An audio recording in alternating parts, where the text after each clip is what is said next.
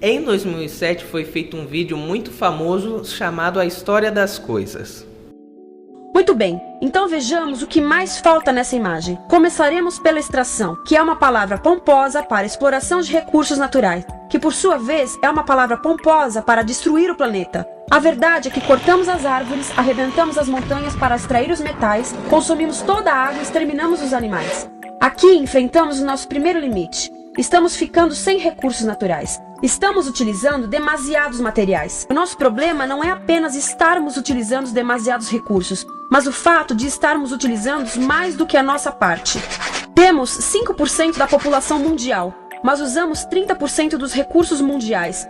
Se todos consumissem ao ritmo dos Estados Unidos, precisaríamos de 3 a 5 planetas. E sabem uma coisa? Só temos um. Então, a resposta do meu país a essa limitação é simplesmente ir tomar dos outros. Eu assisti esse vídeo pela primeira vez em 2008, quando eu tinha por volta de 7 anos. Daí, eu assisti esse vídeo novamente até dar um total de 7 vezes. Então eu decidi pegar esse vídeo e reanalisar ele.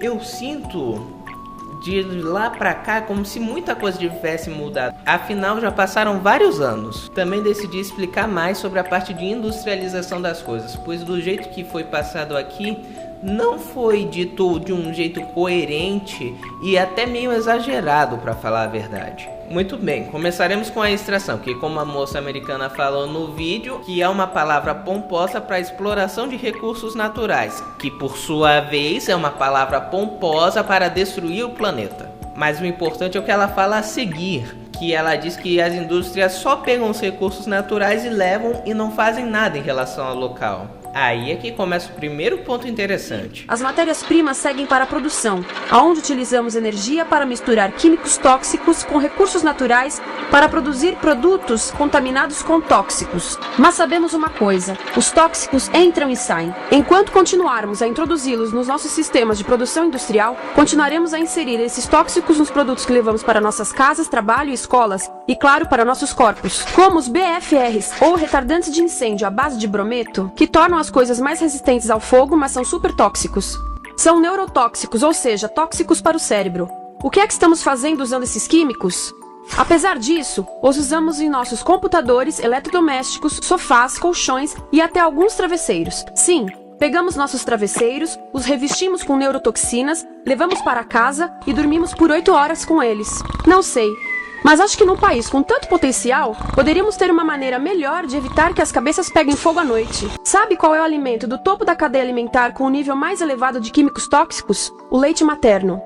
Isto significa que os menores membros das nossas sociedades, os nossos bebês, recebem as maiores doses de químicos tóxicos das suas vidas a partir do leite das suas mães. Não acha que é uma incrível violação? A amamentação deveria ser o mais importante ato humano de nutrição. Deveria ser algo sagrado e seguro.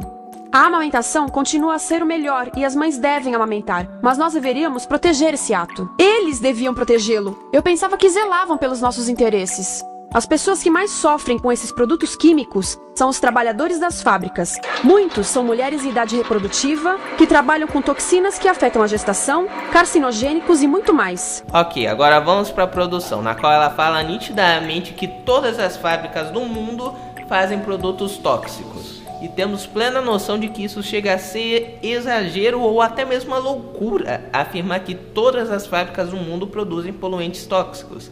Nós temos, por exemplo, fábricas em que se focam completamente no meio ambiente. E, por exemplo, nós temos a Tesla, que é uma fabricante de carros. Só que tem um porém, a Tesla, diferente de outras empresas de carro, ela não utiliza gasolina. Ela utiliza em si baterias, em vez de gasolina, que é um material que nós sabemos muito bem que vai acabar com o tempo. E com isso, seu impacto no ar é absolutamente zero. Esse carro, para as pessoas, pretende se tornar popular a partir de um período de 10 anos. Ele é mais econômico e desgasta muito menos a natureza. Daí você pode me perguntar, por que as demais outras empresas, como a Ford e outras produtoras de carro, não adotaram essa ideia? Simples, porque eles já estão adotando essas maneiras mais ecológicas de se fazer. A gasolina é um recurso finito e, como nós sabemos, um recurso finito não tem condições de sobreviver por muito tempo. E, portanto, eles querem utilizar um recurso mais inesgotável, que no caso seria a eletricidade. Daí vocês me perguntam, por que elas se importam com a gente? Daí eu lhe respondo, porque você dá sua opinião. Simples, porque isso daqui chegou. E com a chegada disso, que a gente conhece como internet, as pessoas começaram a dar opiniões sobre os produtos. No YouTube, as pessoas comentam sobre os produtos usados. Existem matérias que falam sobre o efeito da poluição e seus impactos no mundo. E isso conscientiza as pessoas sobre esse assunto. Eu acho estranho aquele vídeo ser passado em sala de aula atualmente, porque ele distorce a realidade. Por exemplo, ela fala sobre as mulheres grávidas que têm riscos de contaminações de tóxicos. Só que aí é que está o negócio interessante. Sobre esse assunto, existem leis que proíbem já a prática desse negócio há muito tempo. Atualmente, esses produtos nem mais por humanos são feitos, mas sim por robôs. E isso não afeta mais a saúde de ninguém. Daí chega a ser estranho ver gente criticando esses robôs porque tecnicamente eles estão salvando vidas, justamente por fazer esses trabalhos e mexer com esses produtos tóxicos ao invés dos seres humanos. Isso deveria ser um avanço. Daí, o que aprendemos hoje?